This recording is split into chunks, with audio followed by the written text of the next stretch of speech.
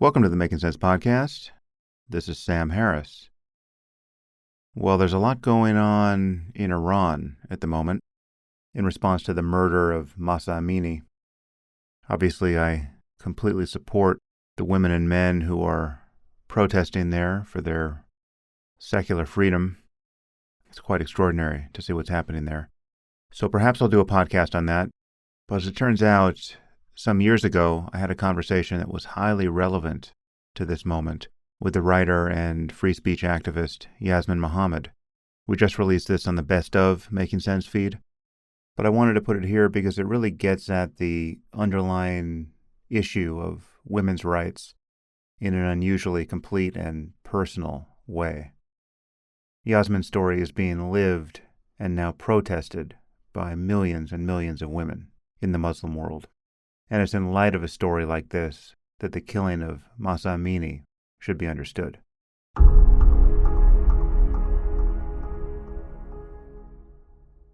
Today I'm speaking with Yasmine Mohammed.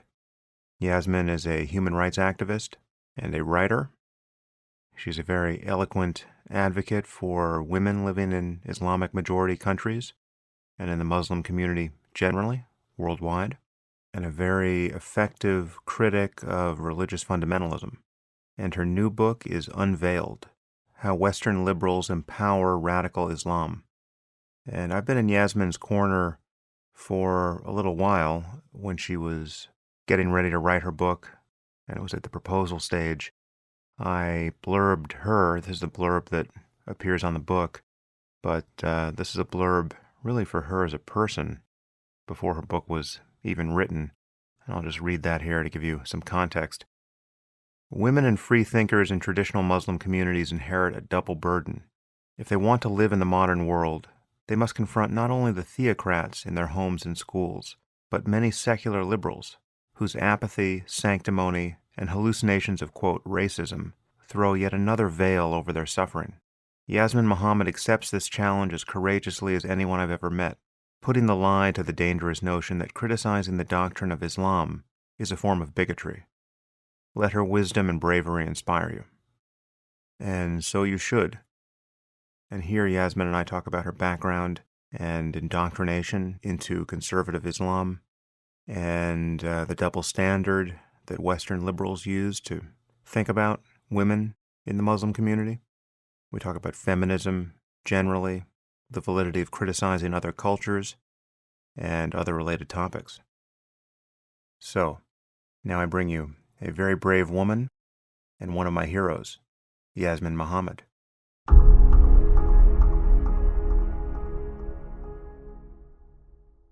I am here with Yasmine Mohammed. Yasmin, thanks for coming on the podcast. Thank you so much for having me, Sam.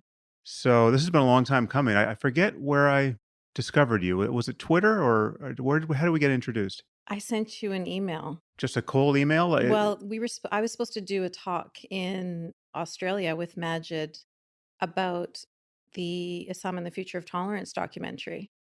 And then I had to cancel it because I was going through a lot of, basically I was having consistent panic attacks, and I had to take some time off work, and then I just had to cancel all of my speaking engagements. So I sent you a letter to sort of apologize that I wasn't going to be able to make it. And then you Right. wrote back to me and started asking me about the panic attacks and everything that was going on with there. And so then that's how I got into meditation, actually. Oh, interesting. Yeah. Okay. So I remember that, but I don't remember that being the first contact. Did you not have a Twitter presence yet? I did have a Twitter presence, but you weren't following me yet. Oh, okay. Well, So I feel like, someone could have been forwarding your stuff. I feel like I saw you there first, but maybe not. Anyway, you go hard on Twitter. yeah, That's something we're going to talk about. yeah, it's the Uh, Arab in me. so let's just take it from the top.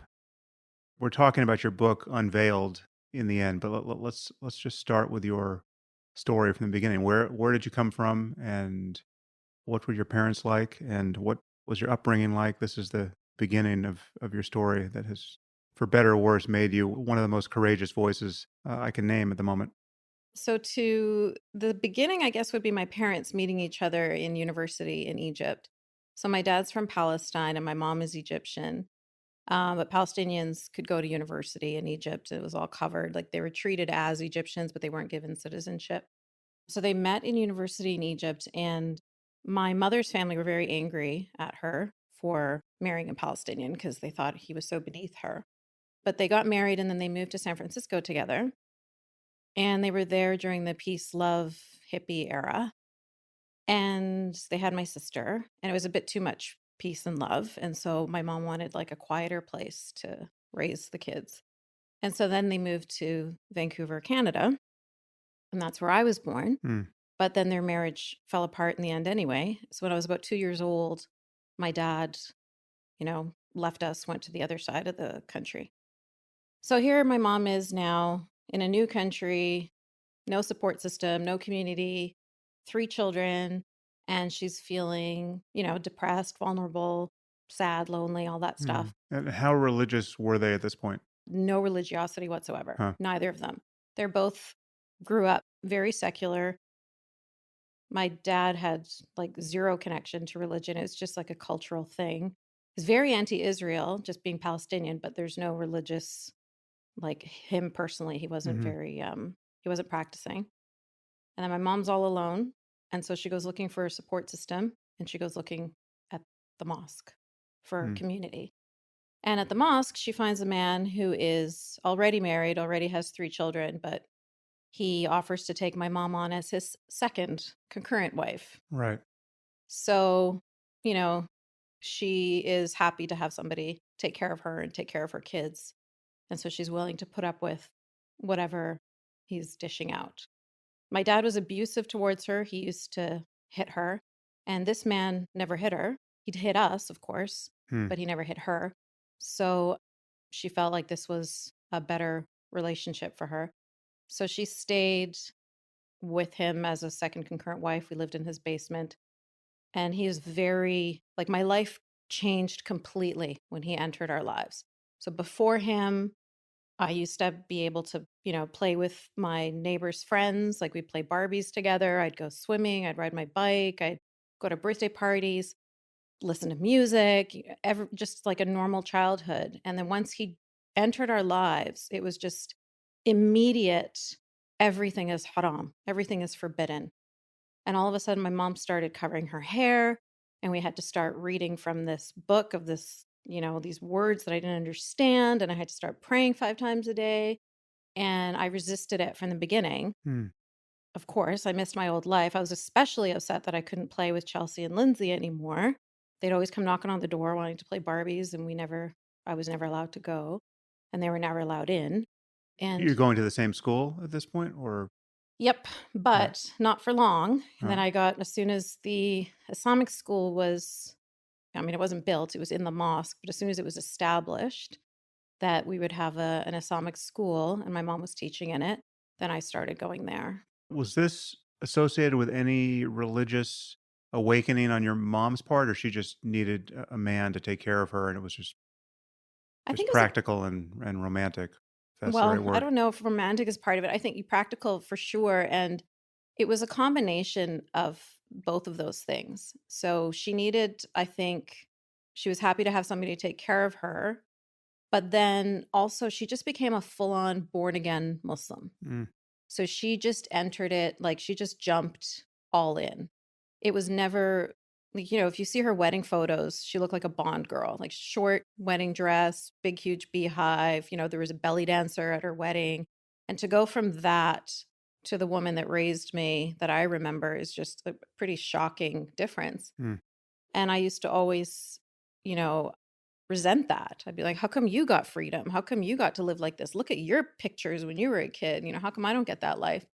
And she'd say, because my parents didn't know any better. And I'm raising you better. And you're going to be a better person. And you're going to go to heaven. And my parents did the best they could, but they were wrong. And so, how old are you when you're expressing these doubts Well, I was or about 6 years old when he entered our life. mm, And I resisted all the way up at probably about 9 years old is when I stopped, because that's when the hijab was put on me and I started going to Islamic school, and it was just too much. So you can't really fight anymore when everything in your life is, pushing you in one mhm. direction. You just, succumb, especially when you're a kid. But according to my mom, I was never, good enough. The devil was always whispering in my ear and making me question. I always asked questions, right? Like, if Allah created everything, who created Allah and stuff like that? Hmm. And like, how could I even? These are such blasphemous, you know. If Adam and Eve are, the parents of all people, are we all children of incest? So these basic Yeah. questions of, that a kid would ask, I'd get Right. in trouble for them. So was there any point where you just went hook, line, and sinker and fully adopted the worldview without doubt? Did you always have some doubt humming in the background? The doubt humming in the background finally went quiet once I was forced into the marriage with Isam. So Okay. once I married him and wore niqab, so that's like full face covering, the gloves, everything, I was so diminished that I didn't have anything left. There was, and I also kind of made the conscious decision that, I mean, I was desperate for my mom's love and approval. My sister was always the good girl that always listened and never questioned, Hmm. and I wanted that. I wanted to have, that relationship with my mom. So she kept on pressuring me to marry this man, and I eventually gave in because I thought, you know what, maybe she'll actually love me if I follow what she wants me to do. I'll marry the man she tells me to marry. I'll do everything the way she says to do it. I've been fighting against this my whole life. What happens if I just let go and see if she's actually right? Hmm. And And how old are you at this point? so I'm a 20, and I did let go and I did follow exactly what she said. And until I had my daughter and held her in my arms and saw that she was about to grow up in the same environment that I grew up in. My mom was talking to her the same way she had talked to me. Her father was talking about FGM and her dying a martyr for Allah and things like that. And I'm like, okay, enough. I'm not, I could maybe accept this world for myself, but I'm not going to accept it for my daughter. There's no way she's going to live this same life. And was he Egyptian? Yeah. Yeah. And I think people aren't generally aware that FGM is practiced in Egypt. Like Even though, yeah. 98% So of it's Egyptian women. basically like Somalia in terms Mhm. of the prevalence of that practice. So, and this was just a fully arranged marriage, or it had been encouraged once you had met him.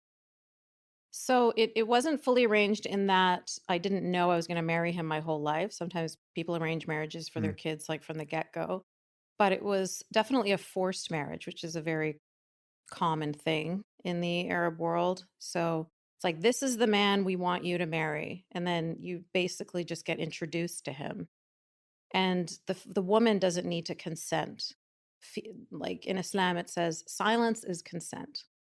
So if you just sit there and cry, it's like, "Okay, we're good. Yeah. Yes. You're you're now," that's like saying, "I do." And so it was, you get pressured into it in the same way you get pressured into everything else. So it's just like wearing the hijab, and you get you get given two choices, like, do you want to go to heaven or do you want to go to hell? Do you want to be a good, pure, clean girl, or do you want to be a filthy whore? Like, these are your choices. Make the right choice. Mm. So forcing you into a marriage is similar kind of coercion. So it would be things like, there's a hadith that says, heaven is at the feet of your mothers. So your mother gets to decide whether you're going to go to heaven or not. So this was the one that was used all the time.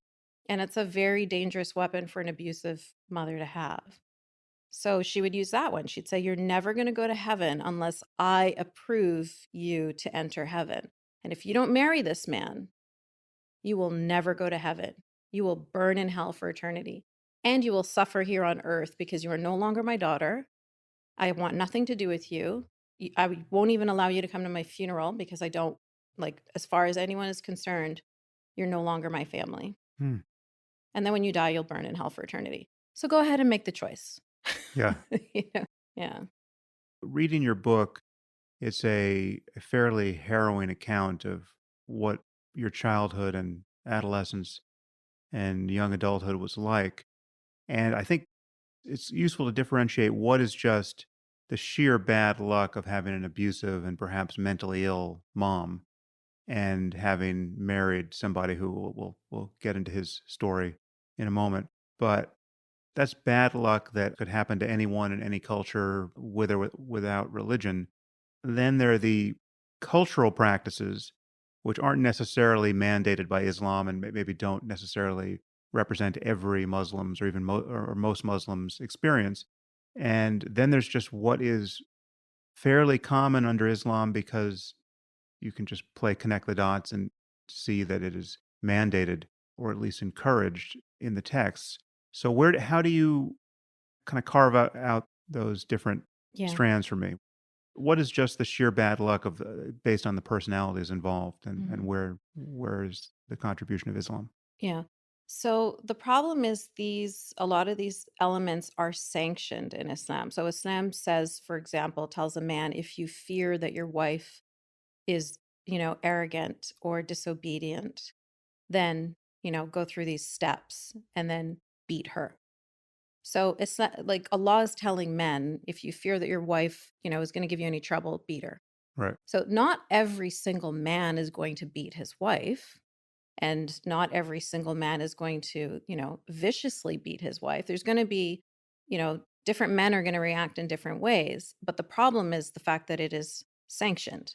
So if you complain about it, like in my example, when I went to my mom and said, he just punched me in the face when he saw that I wasn't wearing hijab in the house on the 17th floor because he was afraid people, like, I don't know, seagulls, people in Hmm. helicopters might see me through the window. And her response was, he has every right to beat you. You are his. It says so right there, chapter 4, verse 34. So that's the problem.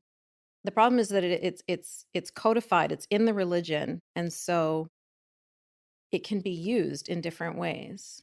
Like, not like I said, not every Muslim man is going to beat his wife, but those who do have scriptural support. Yeah. Yeah. And the debate really is not whether or not that support exists, but what is meant by beating. It's like how Exactly. hard you can beat your That's wife. very subjective, Yeah. and there's scholars that come forward and they say things like, "Oh no, it's like like with a toothbrush or Mm. whatever."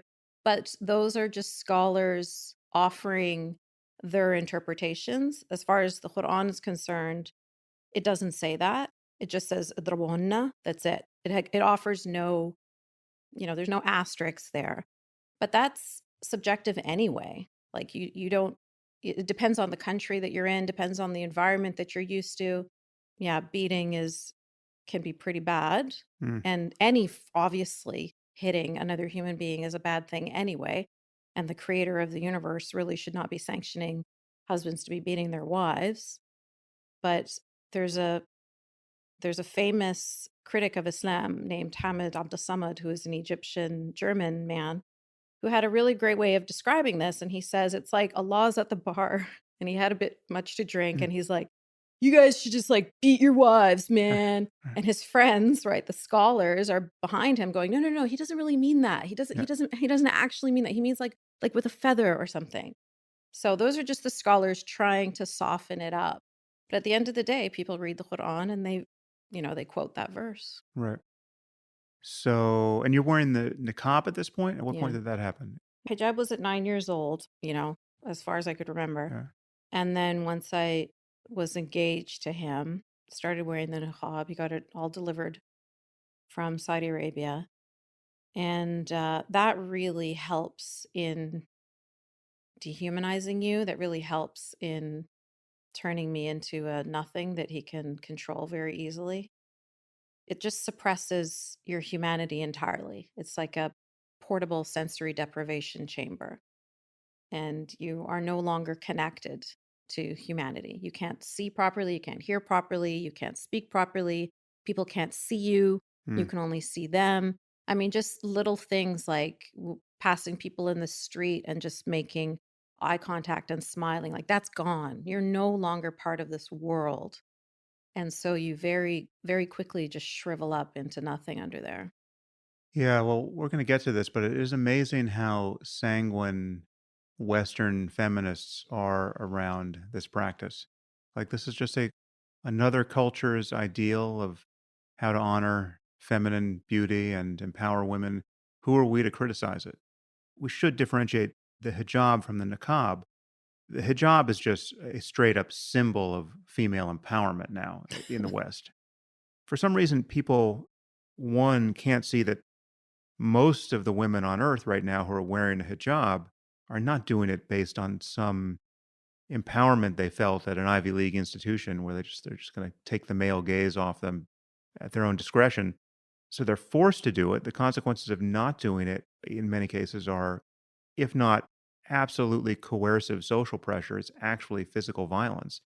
But it is also just a step toward the niqab and the burqa, which are the actual crystallization of the ideal here that's being enshrined, which is it's all the female modesty is the only thing that safeguards male sexuality from completely running amok. It's like all men would be gropers and rapists, Mhm. but for the fact that women hide themselves. Mhm. Maybe we should jump into that now. I want to talk Mhm. about who your husband revealed himself to be, but what have your encounters with Western feminists been like?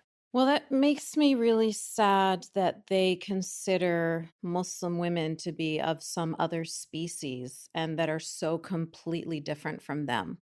So for themselves, they will recognize all of those things that you talked about are basically victim blaming, slut shaming. They recognize those elements of rape culture when we're in the Western context, which are, they're much harder to see in the Western context. Hmm. But under Sharia, it's very, very easy to clearly see a perfect example of rape culture. But they somehow, when it's those women over there, it's empowering. Like, would it be empowering for you if you were told you have to wear this clothing in order to protect yourself from men who might rape you? Or you have to wear this clothing in order to be good and pure and go to heaven? Because if you don't wear it, then you're a filthy whore. Like, you wouldn't no woman would want to hear that. No seven-year-old child would like to be told, "You have to wear this in order to go to school," and your brother doesn't have to. He can wear whatever he wants, but you must wear this or you're not allowed to get educated. It is an atrocity. Like, that's something that every human being should be upset about. And the fact that they think that it's okay for those humans over there, but not for us, is the part that really upsets me. Yeah. And what do you do with the fact that you could go into any one of these cultures and find women who will say, I want to wear the niqab, I want to wear the burqa. Just take your colonial Yeah. bullshit elsewhere. Yeah. Oh, of course there will be. And you can also go to fundamentalist Christian, cults, and they will tell you, I want to be a servant for my husband. You see people like that on Twitter all the time, Hmm. right? They're like, I quit my job and I cook and clean for my husband and I'm proud of it. And whatever it is, like, women make all sorts of choices and decisions, and that's completely up to them and they're free to do that. But I'm also free to make a judgment on the decisions that they're making. So when I'm talking about the hijab as a symbol of patriarchy and a symbol of misogyny, I'm saying that because, as you mentioned, not only are girls coerced into it because of, family or government or religion, but girls can be killed because of this. And not Yeah. just in the Muslim world, but in Canada, in America, in France, in Sweden. There's honor violence and honor killing going on. A 16-year-old girl in Canada was strangled to death by her father and her brother with the hijab that she refused to wear. Hmm. And then her parents refused to bury her because they didn't want anything to do with her. There's so many stories around this. The one that sounds stranger than fiction is the case in Saudi The Arabia school. where the school was on fire and the religious police wouldn't let the fire department put it out because the girls weren't appropriately veiled. Yeah. And they're literally parents standing at the gates of the school watching their daughters burn alive. It's just, And it's there are absolutely women that are madness. in Iran today that are being imprisoned for 15 years and more for refusing to wear this cloth on their head. So it's Yeah. not just, it's not just a benign choice. When the Prime Minister of New Zealand or when Meghan Markle put a hijab on their head, it's not just a benign support of some benign cultural thing. It is not just a symbol, but an actual tool of oppression. There are women being imprisoned and women being killed. There is a fight over this hijab going on right now. Women in Sudan, Egypt, Iran, Saudi Arabia, they're burning their hijabs in the streets. They're fighting against this thing. And then to see free Western women leaders take this thing that they are fighting against and voluntarily donning it and supporting it, what those women are doing is they are supporting the oppressors. They are Yeah. supporting the oppressors that these women are fighting against. Yeah, the double standard is so clear, and it really is sanity straining that it's so hard for people to see. So, like, the clearest case for me in the media was when, I don't know if you remember this, but Warren Jeffs, the leader of the FLDS, the fundamentalist Mormon cult, his compound was raided, and all these little girls and young women were led out in these little house on the prairie dresses, right? They were made to wear these awful 18th century dresses, and they had been married to men who were, their grandfather's ages, and these forced marriages were described as rapes, and the men were totally unrepentant. And Jeff's got, I think it's at least 15 years in prison. I forget, Wow. he got a real prison sentence. And this was all talked about on the news as just an unambiguous example of patriarchal exploitation of girls. The fact that it was associated with religious belief was not even slightly exculpatory. And everyone celebrated the fact that there was a SWAT team raid on the compound. We kicked in the door of this place to To free those protect those girls. girls. And it didn't matter at all that the girls didn't want to be freed. I Yeah. mean, we knew they had been brainwashed. So Yeah. when they're talking about how they loved their husband, four to a man or whatever it was, no one had any qualm discounting that for their obvious ignorance and brainwashing, right? And when you compare that to what is happening routinely in the Muslim world, the mainstream media has the opposite response. And this is the most benign case of real extremism in the Muslim world. I mean, it's in truth, it's not even extreme, but the extremism in the Muslim world, you have to add to that the clitorectomies that would have been performed on these girls, the fact that they were raising their sons to be suicide bombers, right? And there was an explicit indoctrination of martyrdom, and they were exporting terrorism to the capitals of Europe and America. That's how the fundamentalist Mormon cult would have to behave to make it an analogous situation, and no one can see it on the left. I guess the other example I should mention, I believe I mentioned this on a previous podcast, but it really belongs here because we were talking about this last night. I just saw Ayan Hirsi Ali give a talk at a university for the first time in 3 years, since she was deplatformed at Brandeis. And it's a fairly conservative college, Pepperdine, an explicitly Christian college. And she ran through her whole life story on stage. I mean, starting with female genital mutilation, abuse in school, physical abuse, sexual abuse. She described it as routine among her friends at the school she was in. She described all this and how she escaped a forced marriage, became a member of parliament. I mean, she's just a true Unbelievable. feminist success Mhm. story, right?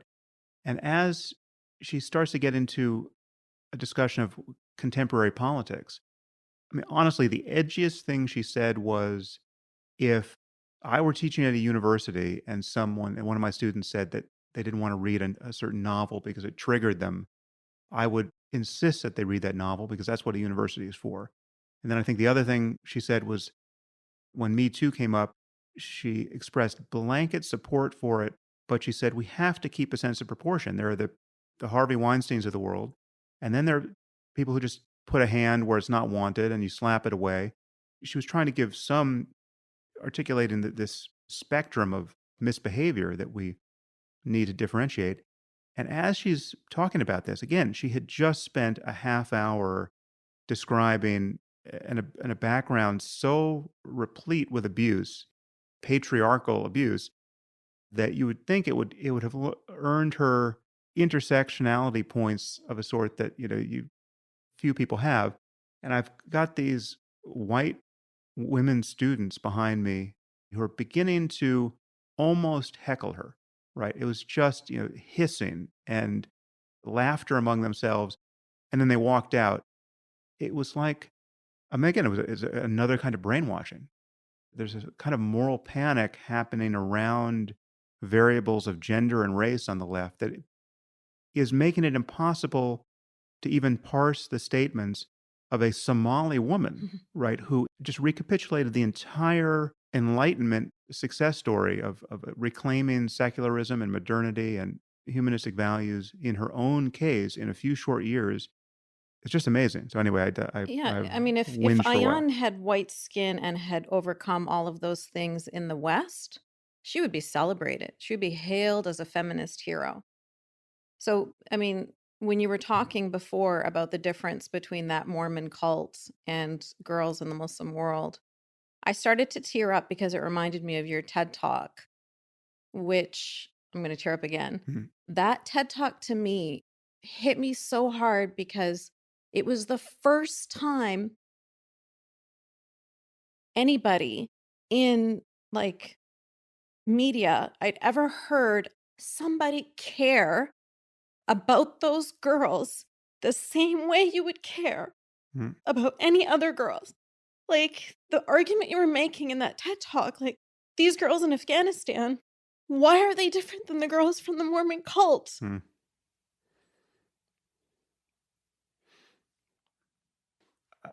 Sorry, Yeah, Sam. no, I this is just great. that No, TED Talk was yeah, like, yeah. thank you so much. That's that's you Sorry, don't go have to ahead. apologize. This is good radio.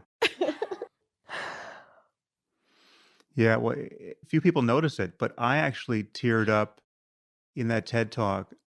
Can't remember if we spoke about this or not, but there was a point where I talk about honor killing, and I said, "Imagine your daughter gets Yeah, raped, yeah. and what you want to do is kill her out of shame."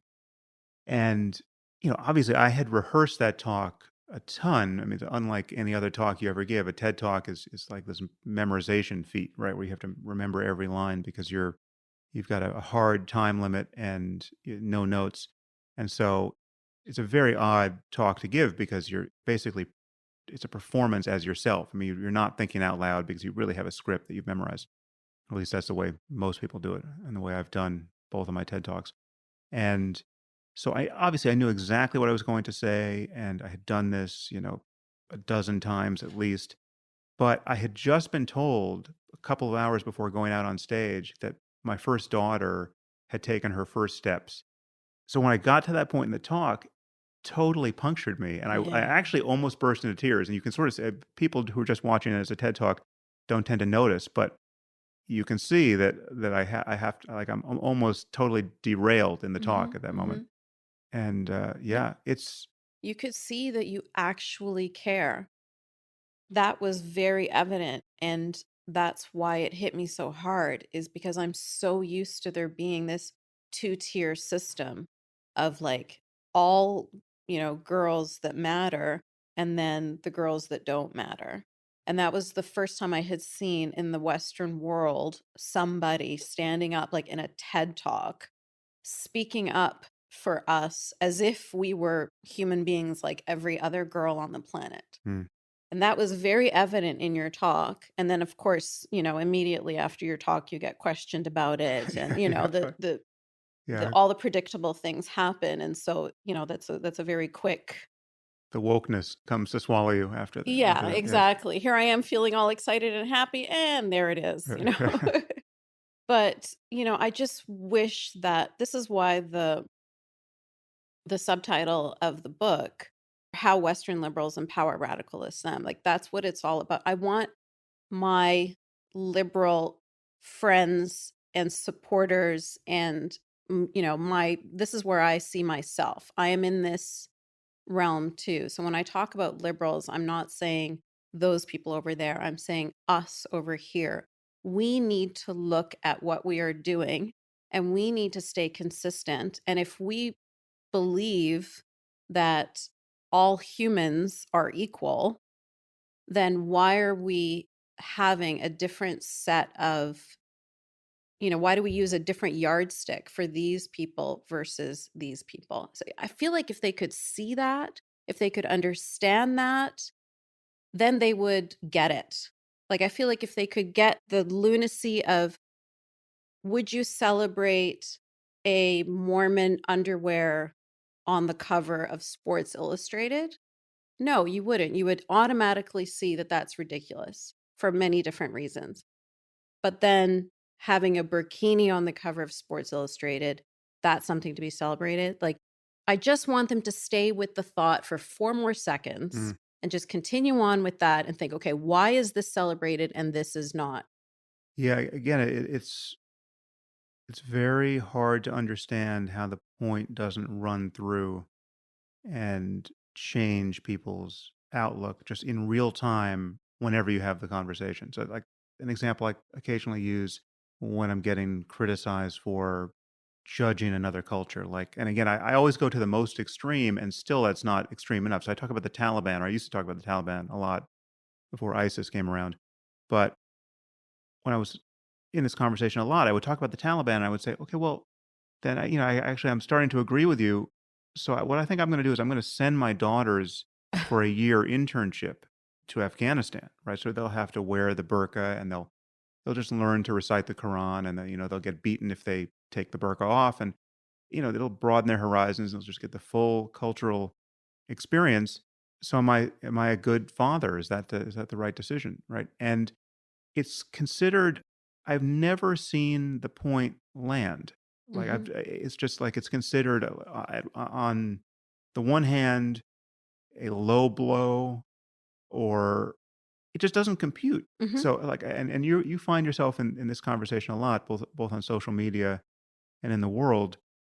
What is it that keeps the double standard ethically in place even when you point it out? I think it's because we have been taught that you cannot criticize other cultures. We can only criticize Western culture. It's the only culture that's safe to criticize. So, my counter argument to that is, when you criticize something, that is how progress happens.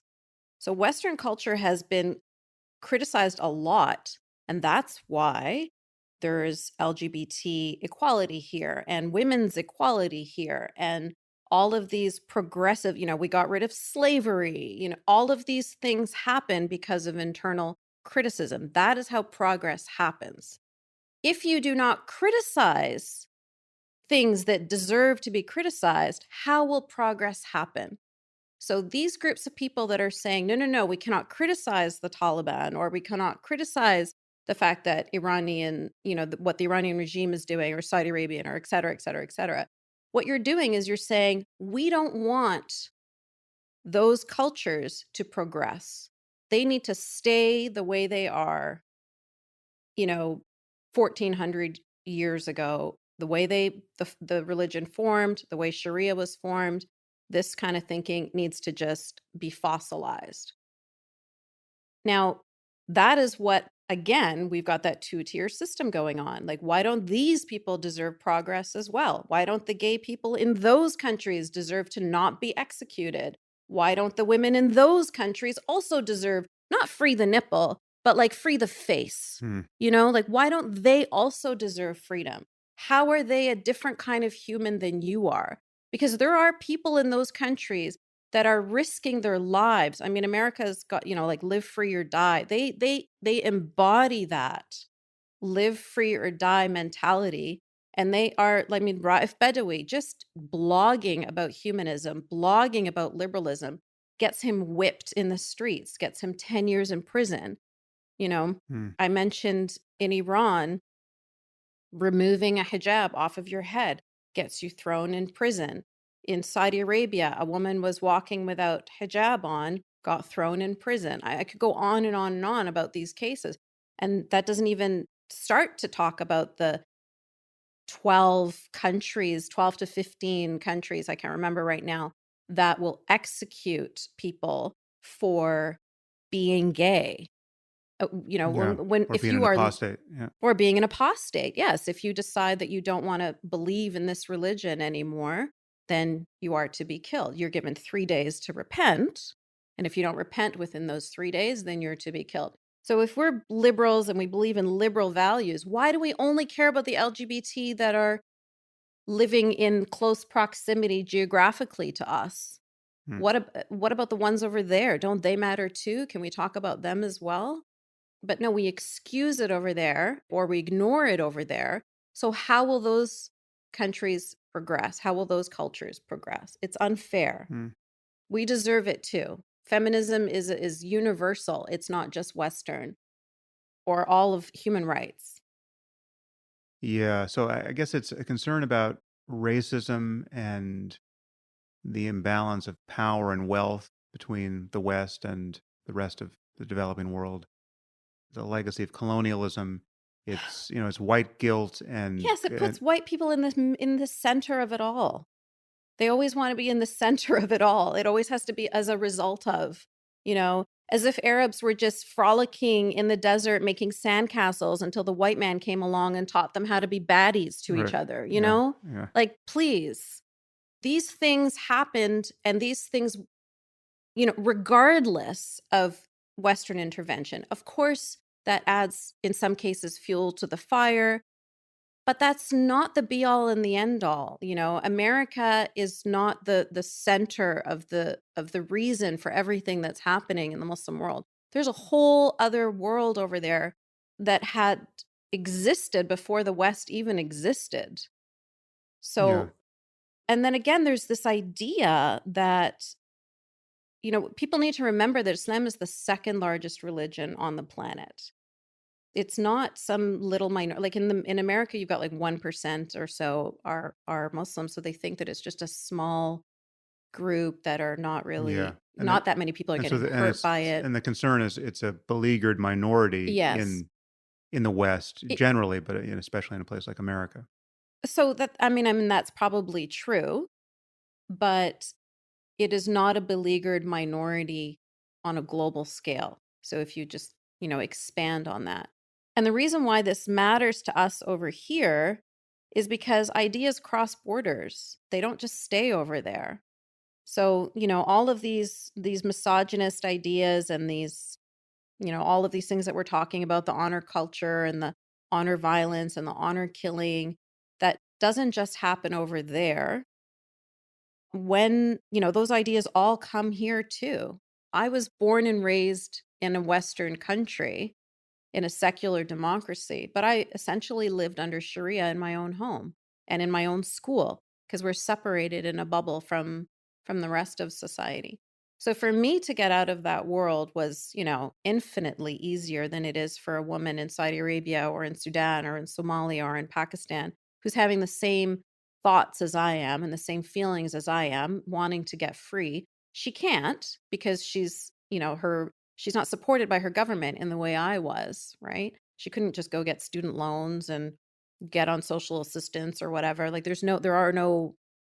know, there's no support system for that. She'll in Mhm. fact get imprisoned or she could be killed for defying her family. And even in your case, it was still fairly hard for you to get out. I mean, you told me a story about what it was like. I think when you were 12 to Mhm. report your desire for freedom to one of your teachers. So perhaps tell that story. Yeah, so that's Mr. Fabro who wrote the foreword to my book. I just met him recently. I was 12 years old. I mean, I didn't meet him. I met him again recently. I was 12 years old or 13 years old, and I went to him and I told him about the abuse that was happening at home. So this was during the time when I was still fighting, trying to get out of the home I was in. My mom was married to this abusive man. And I showed him the bruises and I told him the stories, and he ended up calling the police, and child services were involved, and it ended up going to court. And essentially, the judge ruled that because my family are Arab and that is the way they choose to discipline me, then that's their right. And so, first of all, I have to explain how difficult it is when you're part of an insular community to go to the outsiders. To go to the non-believers and ask them for help. That's that's really a betrayal. It's kind of like if you're in the mafia, if you're the rat, I'm Mm. going to the cops and I'm saying, I need help. So for me to overcome that as a child and to go and ask for help, and then to have the judge basically tell me, sorry, your family happened to have been born in this country, so you're not going to be protected. Had your parents been born in, Sweden or Germany or Scotland, I would protect you. But sorry, that's just luck of the draw. You're, you know, I'm hearing him tell me, you don't matter as much as other kids. And I know that it's coming from a place of trying to be culturally sensitive, but it ends up like this whole cultural relativism, moral relativism, you end up hurting the people in those groups, and you end up supporting the people that are oppressing them within those groups. Yeah, this is Maj's point about abandoning the minorities within the Yeah. minorities. If you care about minority communities, also pay attention to the people who are being routinely victimized in those communities, right? So you're taking, in this case, you're taking the side of theocrats Yes. who are abusing women and girls over the interests of women and girls and Yes. gays and free Yes. thinkers and apostates and anyone else in that community who's being abused. Absolutely. And why does it matter if this little girl has blonde hair and blue eyes and her parents took a razor, or her aunt took a razor and chopped out her clitoris? But then this girl over here has brown skin and her family is from Somalia and they did the same thing. Now, why would one set of parents be treated differently by law enforcement than another set of parents? Like, Mm. those two girls are both suffering equally. There is no difference between these children and how it's going to affect them for the rest of their lives. Why is one more important than the other? That's what their well-meaning excusing of cultural norms. This is what ends up happening. You end up leaving these kids to be victimized, but then you also end up becoming incredibly racist. Yeah, this is the yet another irony in the irony museum. The people who are actually being racist here Mhm. are the people who ostensibly are most concerned about racism. Yes. That's what I heard from the judge. That's how I Huh. felt. And that's what I've been told my whole life. I'd been told these non-believers don't care about you. These non-believers hate you. These non-believers are your enemy. And I never believed it. But that judge made me actually believe it. I was like, wow, he really just said that to me. He really just said, you don't matter as much because you're from that culture. If you were from culture X, you would matter, but you're from culture Y, so you Mm. don't matter. So I felt that he was being racist towards me. That was probably the only time in my life, because Canadians are, generally not racist people. But that was the only time in my life. And it was coming, like you said, like, it's coming from a place of good intent, but it ends up being so counterproductive. And all of these things are. So when you say people of color and color, as a person of color, Mm. that is segregation. It's no different than saying colored people, because you're saying here's humanity, here's people, and then here's people of color, Mm. the other. You're othering us. How is that not racism? Don't separate us. We're all just people. This is a point for which I find very few takers when I'm in these conversations with someone who's more woke than I am. If we acknowledge that the goal is to get to a society where we're all just human beings Mhm. and the color of a person's skin is one of the least interesting facts about them, totally analogous to the color of their hair, Yeah. right? So you got blondes, you've got redheads, you've got people with black hair and brown hair. Who cares? And anyone who said, well, you know what we really need? We need to take an inventory of how many blondes are doing this sort of job. There are Right. not enough blonde cardiologists, I've noticed, and there's something happening there. How do we correct for this? It's like an Onion article, right? Mhm. And I'm not discounting the fact that racism has been a terrible problem and is still a problem in certain Mhm. cases, but if the goal is to get to a society that is actually post-racist and post-racial, when can we start acting as though that were the case, Yep. right? Is it too soon to start acting as though Mhm. you actually don't care about the color of a person's skin, right? Yep. And you don't want to hear every political argument parsed by that variable or any political argument parsed by that variable. And it's amazing when you're in conversation with a white liberal intellectual, you can almost guarantee that the door to that consideration is barred. Right? Yeah. Like it's too soon, though there's no argument for that.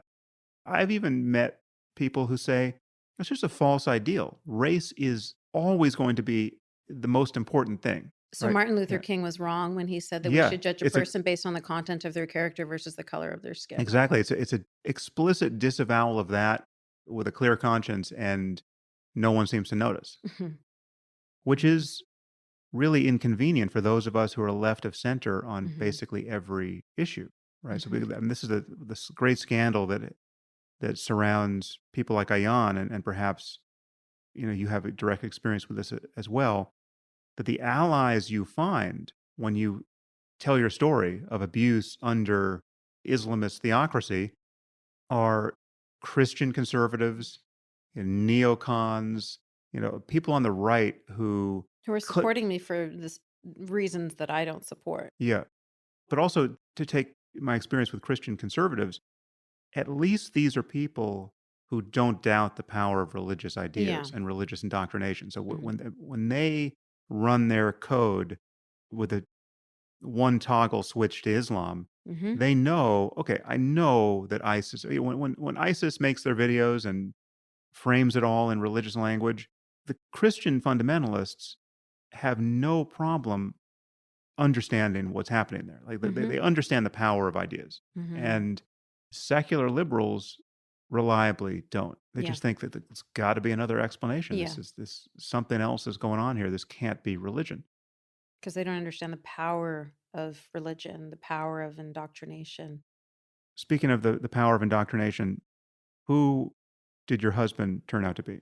So, my ex-husband was a member of Al-Qaeda. He joined when he was 18 years old. So, when he was 14 years old, his father in Egypt, there's a very clear distinction between classes. So, if you're from a lower class or a higher class, it's not, it's not a democracy. So there's very clear, you dress differently, you speak differently, you act differently.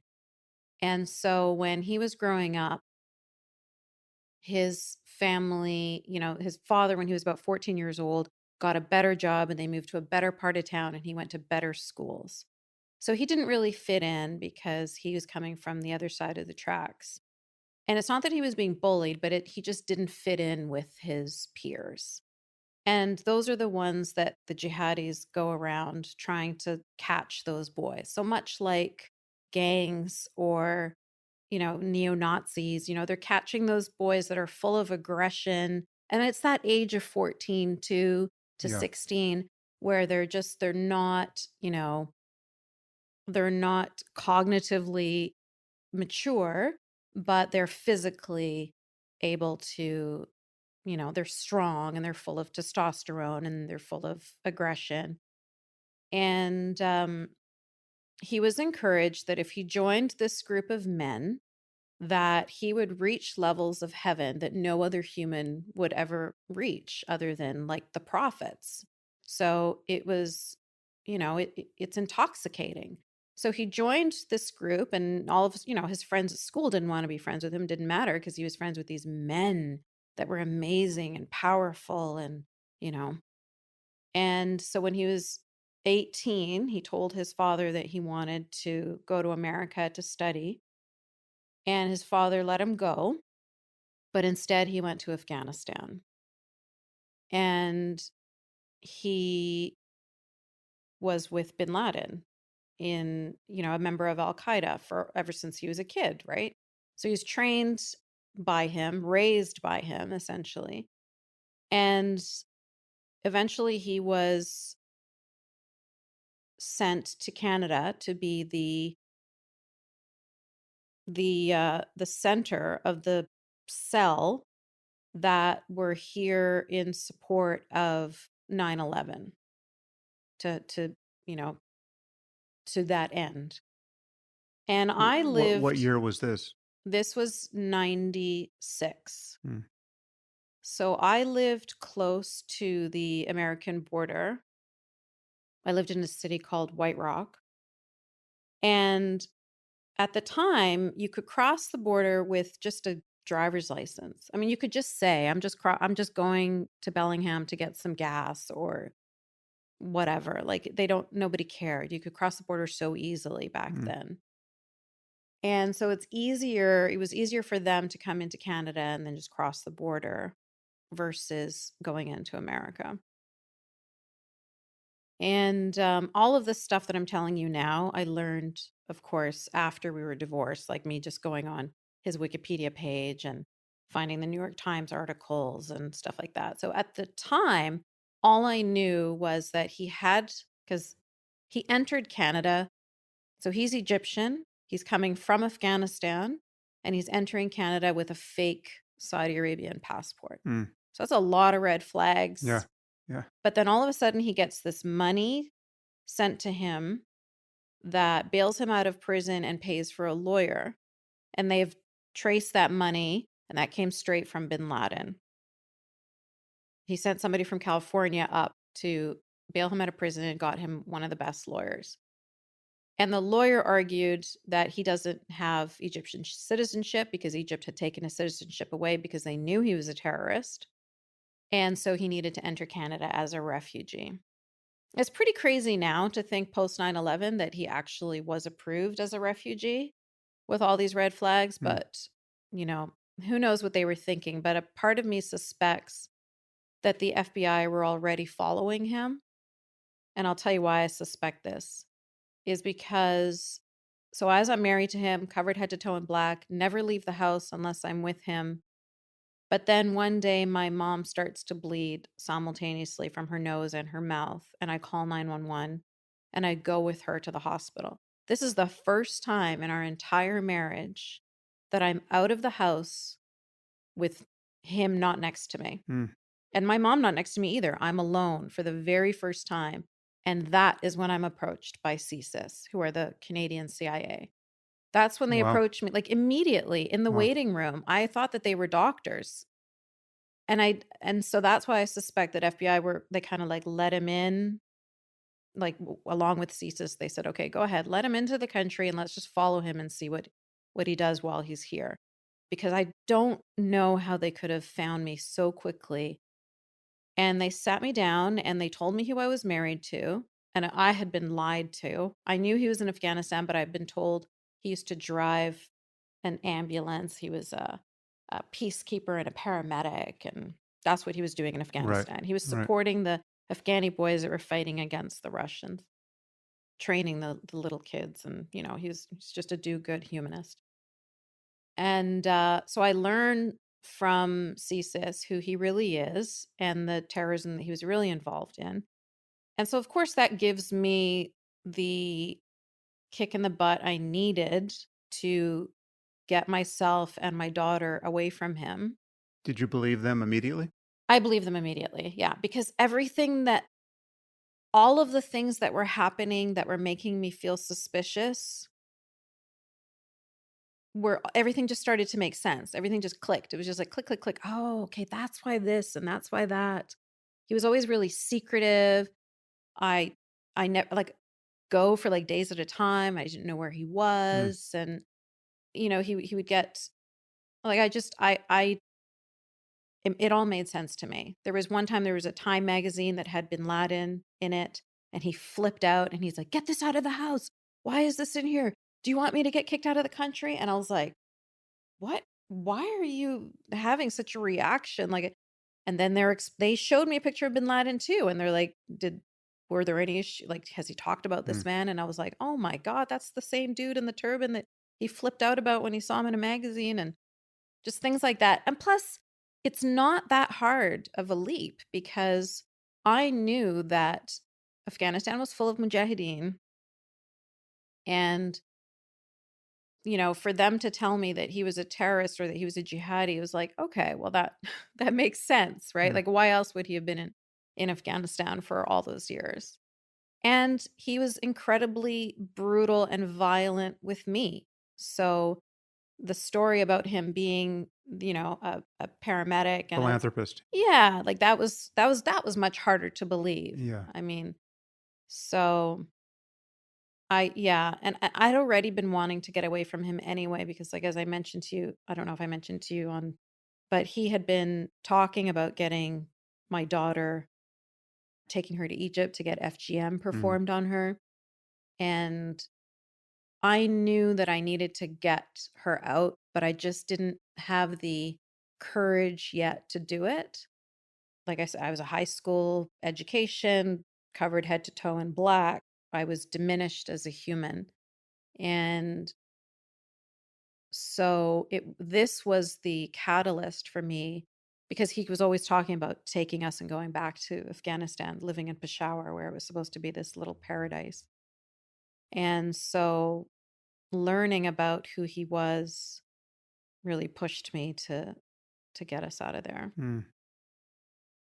And so, how did you get out? And what's happened to him? So I initially I detail this in my book because it's a very long, convoluted, detailed story, but I end up secretly getting to a lawyer and asking. Okay, so I guess I have to explain a little bit about how I secretly did it. So I'm living with him, and I find out that I'm pregnant. So I'm going for an ultrasound. And then immediately after the ultrasound, I'm told you have to go to this clinic and meet your doctor. And my doctor tells me that the baby doesn't have a heartbeat. And so I have to go for DNC surgery. Mm. And then they tell me you're going to go under a general anesthetic. I had like a 9-month-old daughter at the time. So you're going to need help with your daughter for like, a day or so, because you're going to be groggy. So I told him, I saw this as my opportunity. So it was a very, very emotional time, because I'm dealing with, oh my God, my baby is dead. But also, oh my God, I have to save the baby that's alive. And so I told him I need to go to my mom's house to recover for a week, and so that she can help me with the baby.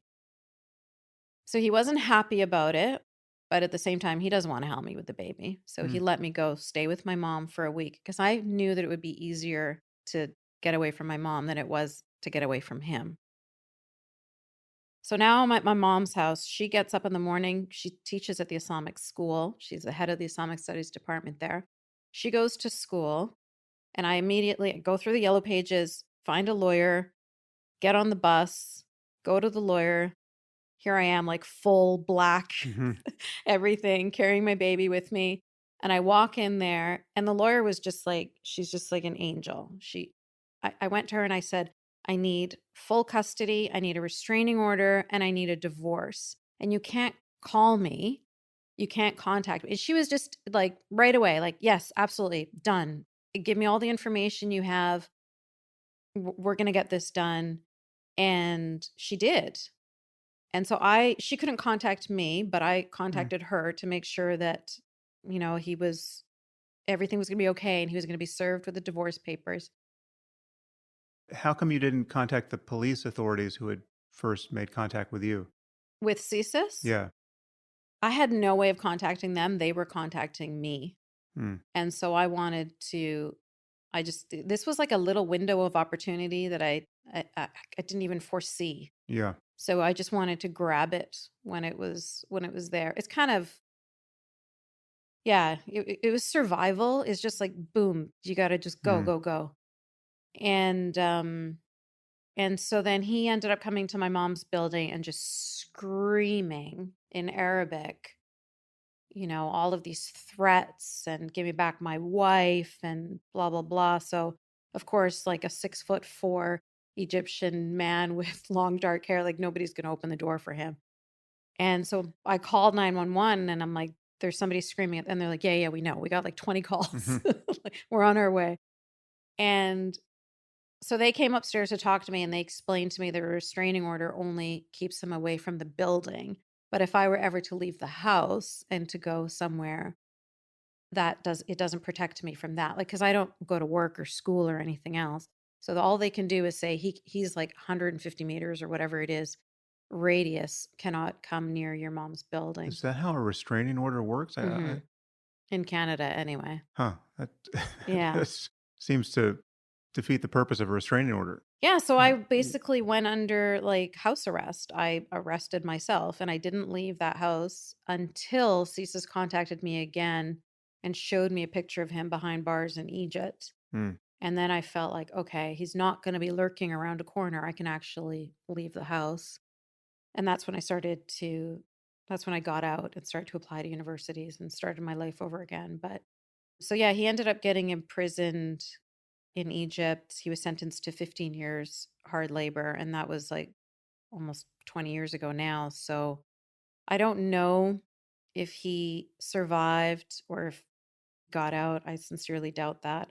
I don't really the problem is he was part of the second largest court case in Egyptian history, like terrorism court case. The hmm first one being Anwar Sadat when he was assassinated for trying to have a peace treaty with Israel.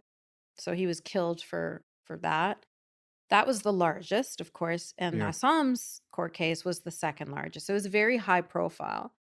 And that's why whenever I ask a journalist to investigate for me, journalists in Egypt, they get themselves in trouble because they're like, as soon as we start asking questions about him, the secret police come to us and they're like, why are you asking about him?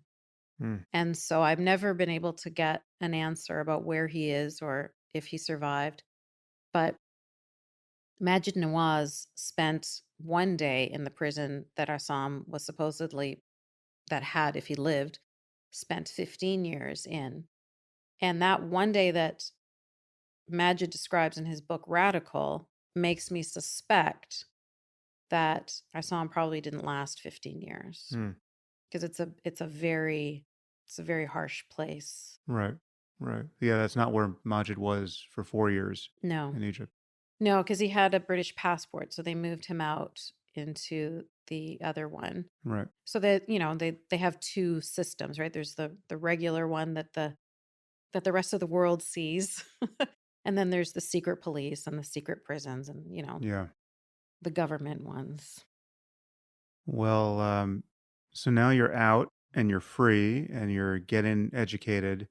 Then what caused you to take the additional step of being a vocal proponent of Western values among Westerners who don't want to hear about Western values? So I took a history of religions course about, 15 years ago. And that was the first thread that helped me to unravel everything. And for a long time, I was like, oh, I'm a Muslim, but I'm not practicing. And then it was, oh, I'm spiritual, but I'm not religious. And, I went through all of these different iterations. And I was just going through my own personal journey of growth and figuring out who I was. And it wasn't until the Bill Maher episode with you and Ben Affleck that just brought everything, like it was like this little perfect microcosm of everything right there. And I was sitting there watching it, feeling like Ellen in that episode of Seinfeld when everybody was like eating chocolate bars and donuts with a knife and fork, and she stands up and she's like, "Have you all gone mad?" Yeah. Like that's literally how I felt. Like everybody on like all my Facebook friends and stuff were like celebrating Ben Affleck, Yeah. and they're Yeah. like, "Oh yeah, that racist guy Sam Harris," and I was just like, "What planet am I living on? What is wrong with you people?" And it made me feel like I needed to speak out. Mm, Everybody's criticism of you was mainly that you're American and that you're white-skinned and that you're a man. And so I'm like, okay, I am Arab with brown skin and a woman, and I'm saying the exact same thing that he's saying. Mm. So maybe you'll now have to respond to the actual message versus stopping, like not even listening to the message because you can't get past the identity of the person that is speaking the message. You know, I'm from that world, so I knew that it was going to be a huge risk and it was going to be, you know, I had changed my name, I had changed my daughter's name, we had moved, like I was afraid for my life already.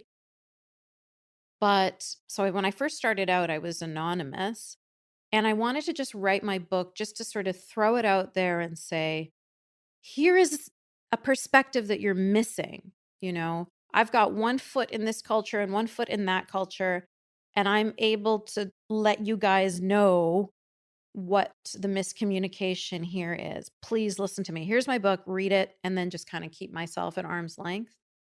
But that didn't last very long. Mm. As soon as I started to speak out, I was immediately contacted by so many people all over the world that were relating to my story.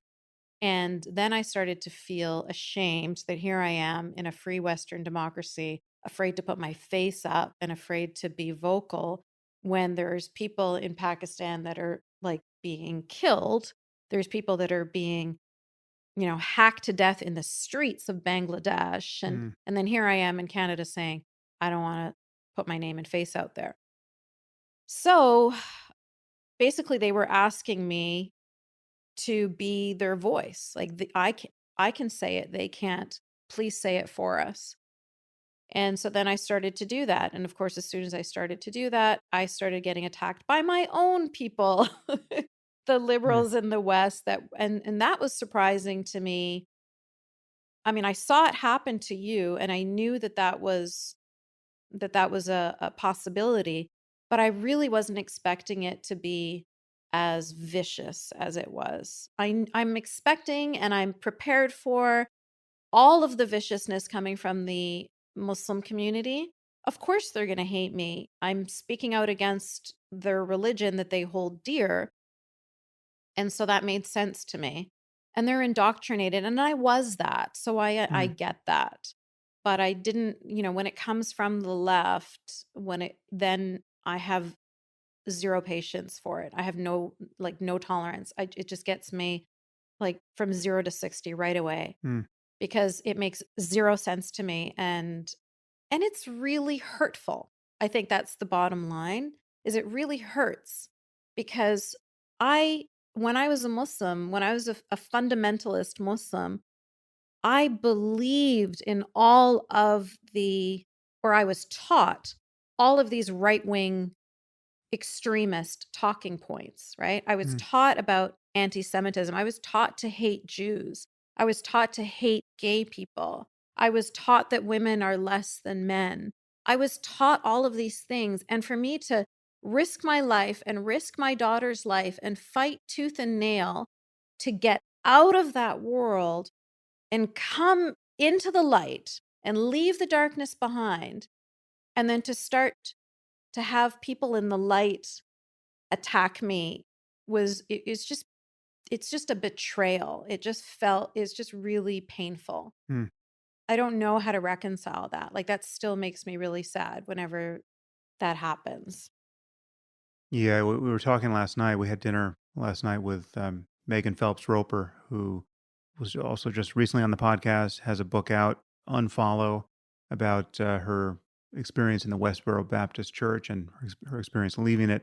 And it's fascinating and instructive to see how differently you're responded to. You essentially have the same story. I mean, Mhm. your story is one of greater abuse and greater danger, but it's still it's the same story of, two little girls get indoctrinated into cults and manage to get out based on their own courage and insight. And you guys could not be more similar in all of the relevant variables. And yet, in her case, she's repudiating the most extreme form of fundamentalist Christianity. And because that is the orthodoxy she's pushing against, it checks all of the boxes on the left of this is all good, right? You Yeah. just got angry white man, grandfather, religious maniac, Christian, homophobe. If you're burning all that down and Mhm. coming over to the left, there's no problem. And yet because you're repudiating Islam, again, all the scary details are amplified in your Mhm. case. You try to port that over to the left, and the ethical intuitions get all scrambled. There's this scrambling device of leftist politics that manages to make up down and down up Yep. here. And it's really interesting to see. And, I think you and Megan could have a great conversation about just, Mhm. together. And that would be a very interesting I event mean, because, yeah, I would love to have that like as a public event yeah. with Megan and to compare, how like you just said, how the two of us had very similar experiences growing up. But, Megan feels badly about the fact that she is, celebrated and revered, that she left essentially her family, right? Like it's just a group Mm, of less than 100 people. Whereas as she, I've been through similar stuff as her, but of course it was a much bigger hurdle getting away from a much larger, much more powerful group. So this is not like I feel like I am grateful and happy that people are celebrating Megan, and she absolutely deserves to be celebrated for what she has done and what she is doing. But I get that same feeling that I got from that judge when the world on the left is basically saying, we support and love and celebrate Megan because of what she has done, but you are a horrible bigot and we're going to try and silence you on, whether it's Amazon or Facebook or Twitter or wherever I try to speak. I'm being mass reported and demonized. And, somebody like Jake Tapper tries to retweet me, and all of a sudden these people are telling him what a bigot I am and how I'm like a Nazi supporting KKK member yeah. or whatever Well, bullshit they yeah. come up Well, with. this is what's amazing and not appreciated by well-intentioned people. It's just that there's a systematic nature to this, and part of it is just that you have a very large Muslim community who will kind of spam the world Yeah. in repudiation of any rational sound of the sort that you're making. So when you get on Twitter, when you're interviewed on somebody else's YouTube show, say, they will get demonetized for Yes, talking to you, right? immediately. Yeah, and Yep. it's part of it. I mean, it may be algorithmic. It may just be the fact that if you get enough people reporting something, Google or Twitter or any platform will just flag it, shut it down just to try to figure out what's happening. But I've had to get you reinstated on Twitter twice, I think, Yes. right? Yeah. Because if someone, some white woke millennial over there can't figure out what's going on. They see, your tweets and someone's reported them, and they just again they can't do the arithmetic. Yeah, and it hurt that same hurt, that same sense of betrayal from when I was a kid and the judge telling me your experience doesn't matter, your pain doesn't matter, is the same feeling I'm getting now. It's just being on a much, much larger scale. And it it is so, it's not just hurtful for me on a personal level, but it's hurtful because I am trying to speak up. I'm free. I'm happy. I'm golden, right? I'm married to a wonderful man. We have another daughter together. I have two great kids. I have a, tenure position as a college professor. I'm good. I could just go on with my life and just live it happily and not care about any of anything. But I feel compelled to speak up because of, like I mentioned, all of these people that have been contacting me from all over the world Mm, telling me, you can be our voice. I tried to take a break from Twitter, and I have women from Iran writing to me saying, no, don't do it. Yeah. Yeah. We need you. Just, go meditate or something and get back on. I have a responsibility. And so that's why it hurts so extra much, is because I'm not just speaking up for me. I'm speaking up for all of these people. So when you silence me, you're silencing all these people as well. Hmm. And when you're ignoring me, you're ignoring all those people as well. And so I feel like I'm failing them. And that's why I get so upset about it. Hmm. Yeah. Well, that's why you're one of my heroes. So great to finally get you on the podcast. It was an absolute honor, Sam. Thank you so much for inviting me.